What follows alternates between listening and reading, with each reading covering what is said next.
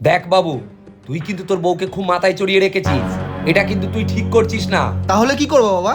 একটা কাজ কর বাবু, আজকে থেকে তোর বউ তোকে যা বলবে তুই তার ঠিক উল্টোটা করবি। দেখবি তোর বউ লাইনে চলে আসবে। ঠিক আছে বাবা। দাঁড়া, তোর মজা দেখাচ্ছি। কি গো শুনছো? আমার বাবার না 1 লাখ টাকার দরকার ছিল, কিন্তু তুমি ভুলেও দেবে না। ও আরেকটা কথা, আমার না কালকে একটা বান্ধবীর বিয়ে আছে। ওর বিয়েতে পরার মতো আমার কাছে একটাও নতুন শাড়ি নেই, কিন্তু তুমি ভুলেও আমাকে আর নতুন শাড়ি কিনা দেবে না। বাবা, তুমি আমাকে যেমন যেমন বলেছিলে আমি ঠিক তেমনই করেছি। তা কি এমন করলি রে? জানো বাবা, পলির বাবার 1 লাখ টাকার খুব দরকার ছিল। ও আমাকে বারণ করছিল দেওয়ার জন্য, কিন্তু আমি তাও ওনাকে 1 লাখ টাকা বাড়ি দিয়েছি।